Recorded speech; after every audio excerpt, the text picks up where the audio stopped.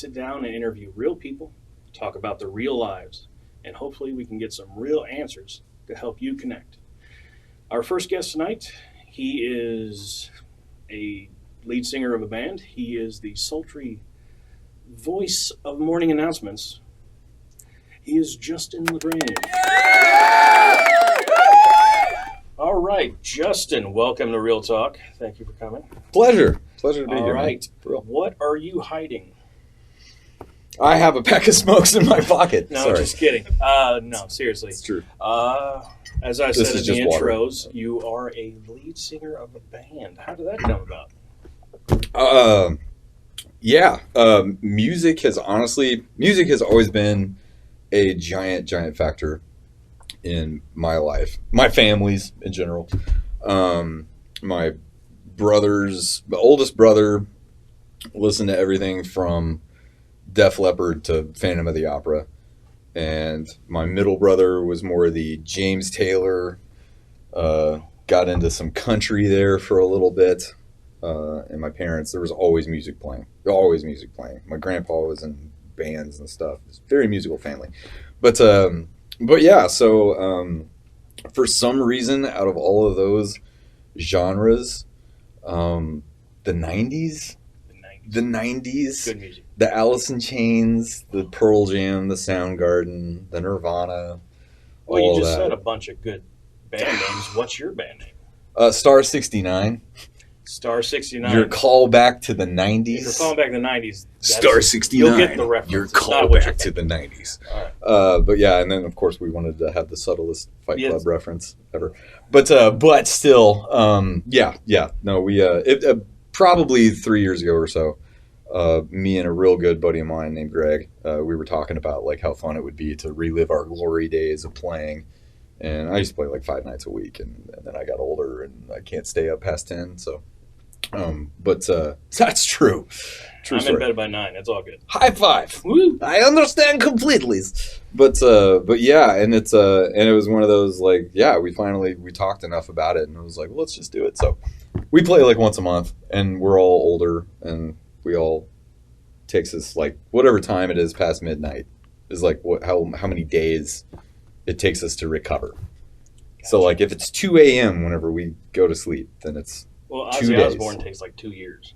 So Yeah, that is true. Yeah. That is very true. Yeah, I feel better. All Yeah. right. Yeah, but that's the long and the short of that. Good times. So no. All right. Let's get down to a little nitty and the gritty. All right. From what I know, That wasn't it? It goes deeper than that? it goes pretty. Oh, I crud. won't go too deep. Not that kind of show. Good. But I do know that you were once, a prominent Catholic, and you used to attend Catholic church and everything. What made you want to switch to a non-denominational such as Catholic Church? Okay, this is going to sound like this is just timing. Again, just so happens, which nothing just so happens. I grew up in Jasper, Indiana, which was just white Catholicville. That was it. So if you lived in Jasper, you were probably Catholic. But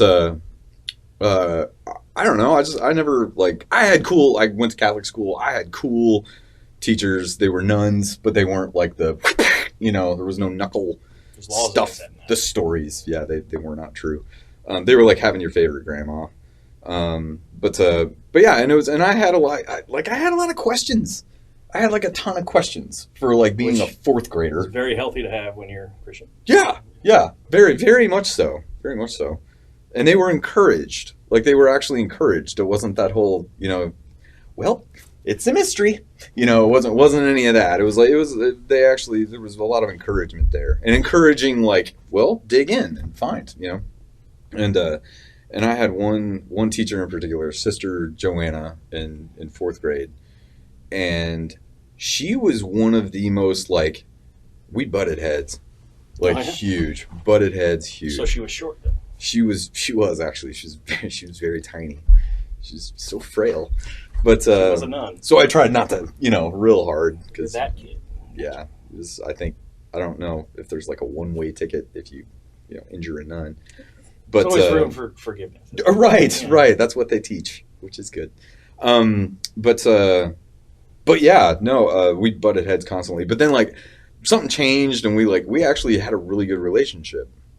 And I would like come to her after school was over with a recess was going on, and like I actually had questions on things, and she took the time and actually like kind of explained things. And but I got older and never really got anything out of it. I never really felt like.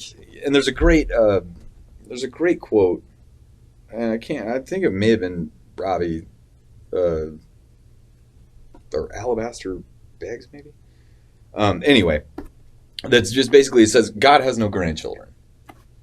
We're all God's children. God has no grandchildren. It's where you're called to be. It's not where somebody else thinks you're called to be. And so that really kind of was the case. And it was one of those where Young Life just so happened to be starting up. And I was part of the first Young Life spectator crowd that came through. And that started up I think my freshman year of high school. And I went and I got to know the leaders, and I got to know them. Like we hung out and stuff. And that really changed a lot of perspective for me. And it was like one of those, wow, like, wait a minute, you're not Catholic? Like there's other stuff and you can be okay. So, but yeah. And it affected so much so far as I became a wildlife leader, which was like whenever your high school then takes over middle school, does the same kind of skits and messages and stuff for middle schoolers. And I was a wildlife leader because it just made that big of an impact. But I think that was kind of the turning point for me was realizing that there is such a thing as a personal relationship. Like there is a personal relationship, and some people really get a good personal relationship out of the stand-up, sit down, recite things. It's almost a meditation kind of a deal, and they can have a one-on-one. Not me. So connecting with others. Yeah. Okay. Yeah. That's good. Yeah. Truth. That's kind of the whole point of the show. All right. Makes sense. Good times. And sorry, that was an 18-minute response. Take as much time as you want. It's me. No one cares about the show anyway. Anyway, was there ever a real tough moment of your life that you think Jesus helped you through? I can't think of one that he hasn't. I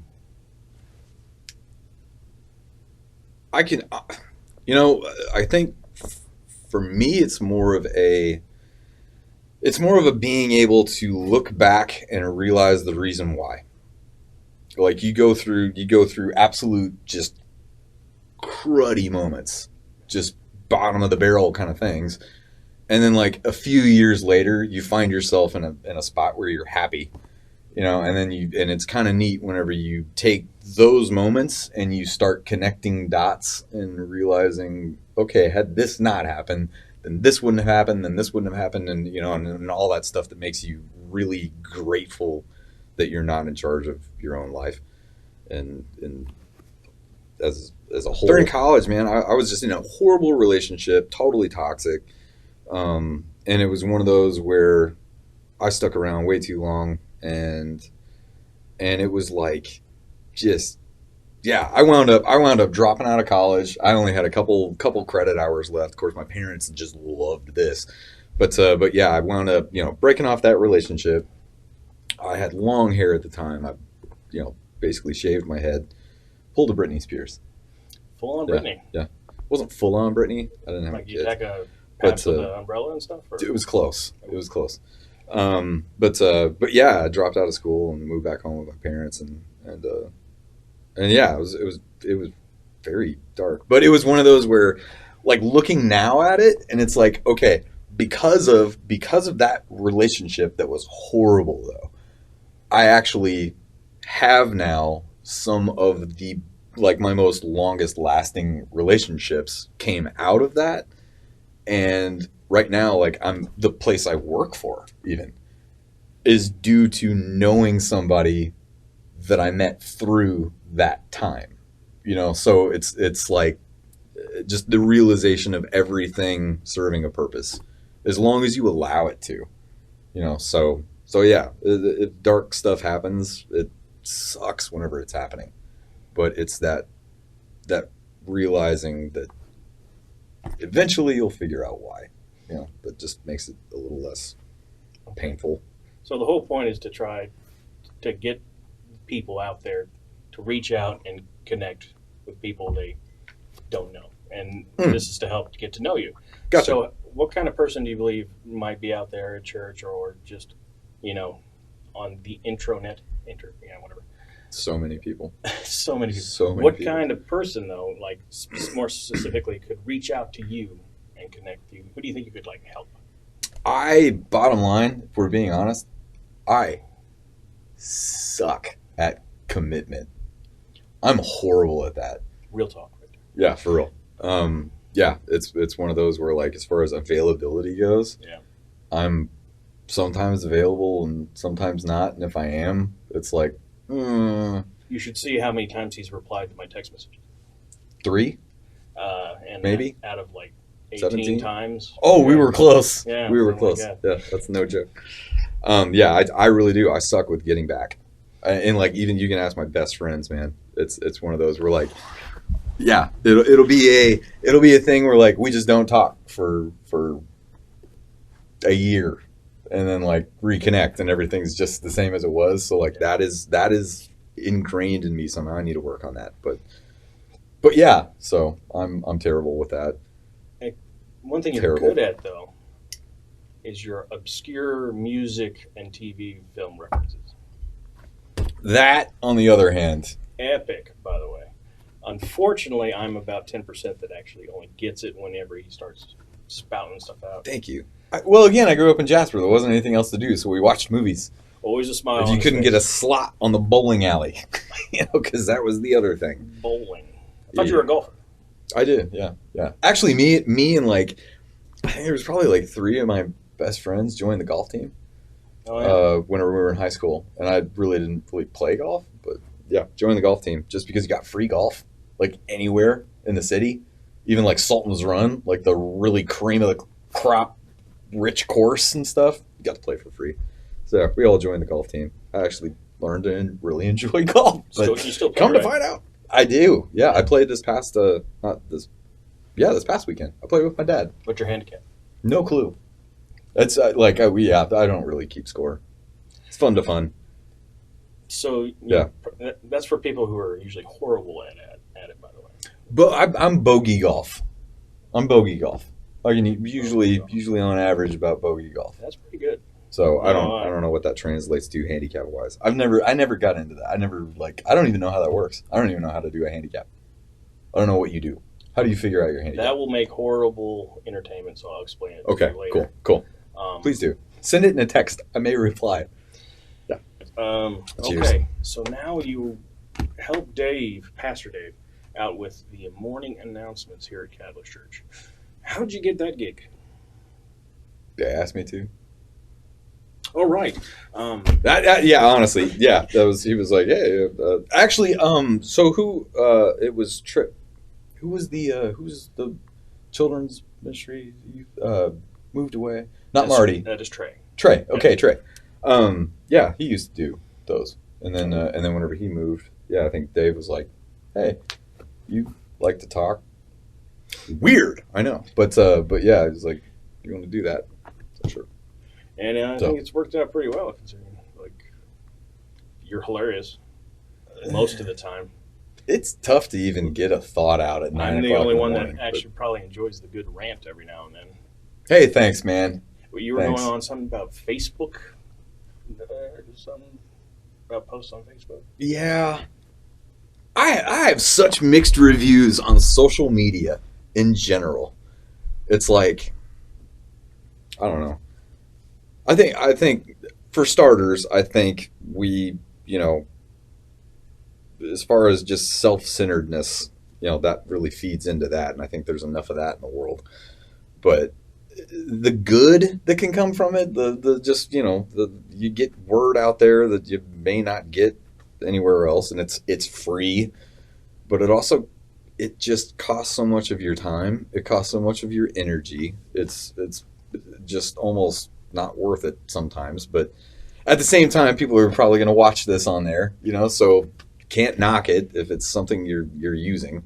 I mean, if used positively, then it's like a knife, man. I mean, knives are in the hands of surgeons can save lives. They can do whatever. They can also destroy them.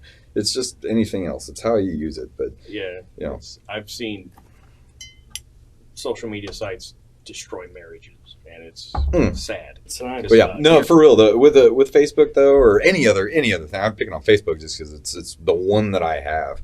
But yeah, it's we have this remote control society. We just do. I think the remote control is an invention that goes underlooked and underrated as far as its impact that it had on society.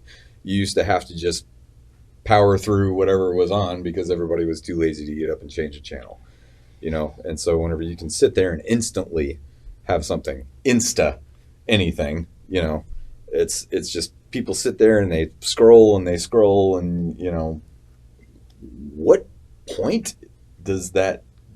purpose does that serve? What do you I don't know. I have a lot of pages and things that I follow, things that are interesting, like Southern Indiana artifact hunters.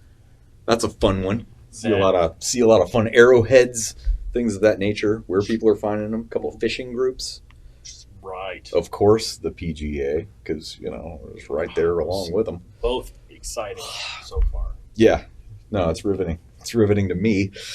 And that's all that really matters whenever I'm on my own Facebook page. But yeah, no, I can take it or leave it. But all right. Is there any messages you would like to leave the viewing audience before we begin to close? Any messages? Yes, just look straight at the camera. Okay. I'm sorry we're out of time. It's time for the lightning round. All right. Favorite board game? Sorry. Favorite color? Blue. Best first date? Movies, such like. Too long. Why? How? The question is why. Haven't figured it out yet. No one has. Can you dig it? Sometimes. Call 811. Pie or cake? Pie. Pie? Pie. Flavor? Pumpkin. Pumpkin pie. Specifically my wife's. Ninjas or pirates? Ninjas. Sweet. Did you smell that fart earlier? No. Good. Nice. Did you hear that? Yes. All right, that is it for the lightning round. Thank you, Justin. What kind of for joining me on my show? Was that? Pleasure. You've been very entertaining. It's been great having you. Dude, this is great. I appreciate it. Seriously. Okay. Nice. It is now time for the staring contest as we roll credits. I am undefeated, and he is the challenger. Let's see how he does. First one to blink loses. And go. Smile, right? Oh, yeah, I twitched. Not okay. Not okay.